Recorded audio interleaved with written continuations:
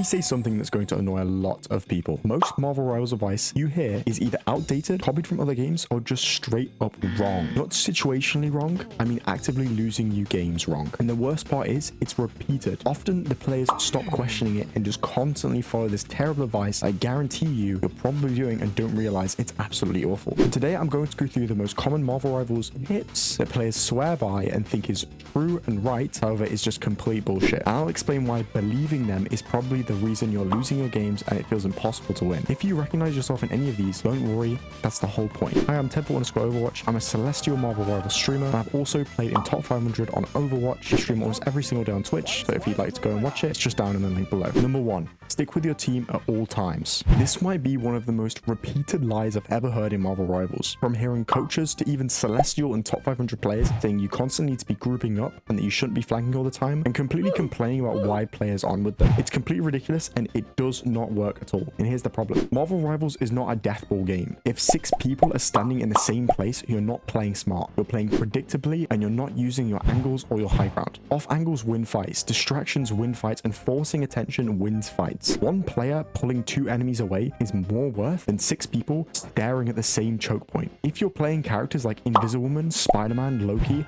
or Storm, you're not supposed to be glued to your team. If everyone is together, no one is creating pressure, no one is creating space, and nothing is going to happen. Number 2, DPS carry games. This one exists purely for ego. People see kills, people like kills, people assume kills equals impact. But most Marvel Rivals games are not decided by who gets the most eliminations. They're decided by space control, cooldown trading, objective pressure. You can top frag and still be the reason you lost. Meanwhile, the support or whoever's disrupting the enemy team with forced cooldowns, denied space, and ruined rotations wins the game very easily. If you think DPS automatically equals carry, you're confusing visibility with actual value. Number 3, save your ultimate for the perfect moment. This is the one that I find people don't follow by the most, which makes me very happy. This advice sounds very smart and it feels very reasonable, and it honestly does feel responsible saving your ult for when you really do need it, and it makes sense, but the perfect moment very rarely happens. Holding your ultimate applies 0 pressure. An early ult that forces cooldown is much better. It's much more valuable, and honestly, it's what most top 500 players do. Ult economy matters more than anything in this game, and an ultimate you didn't use is literally the worst ultimate in the game. Number 4, counter picking is mandatory. Tier lists have done irreversible damage to people's brains. Yes, counters exist and they can be extremely useful and extremely good for winning games, but they are not magic. You cannot switch to a counter hero and instantly do really well. A bad counter pick is a lot worse than having a strong main that you can play around confidently. Execution in what you're doing beats the theory every single time. Marvel Rivals does not have enough hard counters for counter picks to matter as much as people think. Maybe in games like Overwatch, it matters a lot, but in Marvel Rivals, nowhere near as much. Positioning, timing, and just comfortability on that character outperform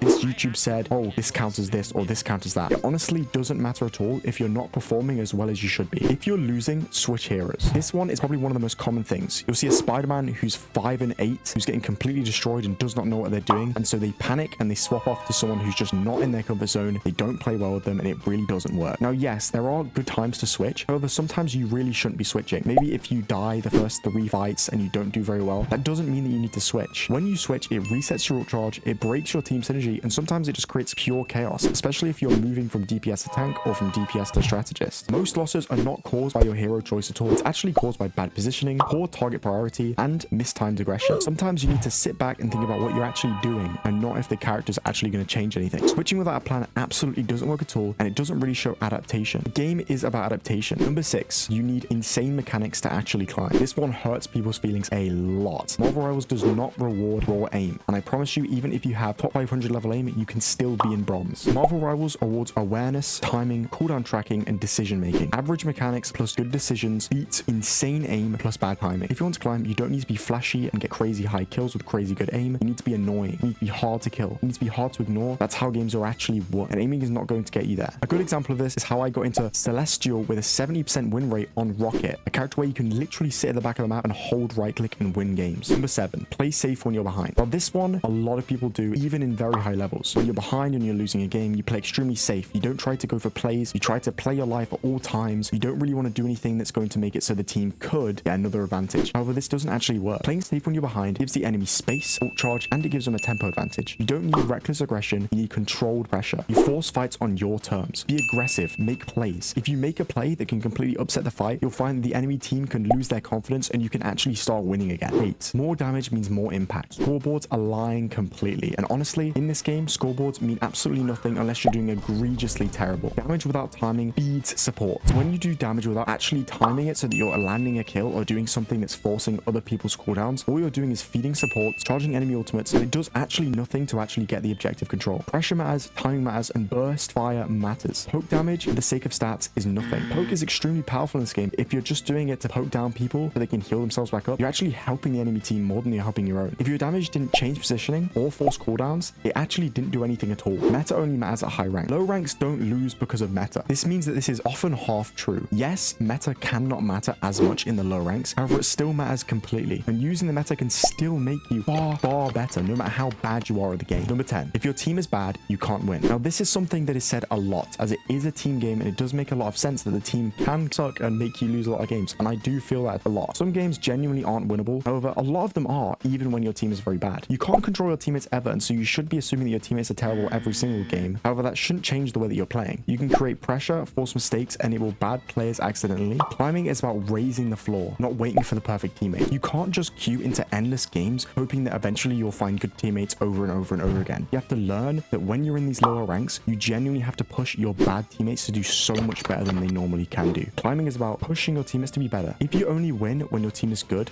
you're not carrying at all. You're just being carried. A good general consensus to go around is that if you're playing DPS or tank or support, if you are the best tank in the game or the best support in the game or the best DPS in the game, then you've done what you could. In any moment, even if your team is terrible and you show up to be worse than any of the enemy team, then that clearly means that you did not do enough. Other than that though, that is all of the things that I want to talk about today. I know that a lot of these things are quite harsh. Most Marvel Rivals advice isn't evil and people aren't trying to give you the wrong advice. However, it is mainly just copied and repeated without actually being questioned, especially when it's being told by these biggest streamers. If you want to actually win games, stop following constant rules that these bigger streamers are saying and just understand why things actually work. If you want more advice or have any more specific questions, please go over to my Twitch and don't forget to subscribe and like the video, as I will be posting more things on this kind of topic, as well as just showing you guys my experiences going up in higher ranks using certain characters and how you can actually carry them. Please drop a comment down below on what kind of characters you'd like me to talk about next or what kind of advice you'd like me to give. Other than that, thank you very much.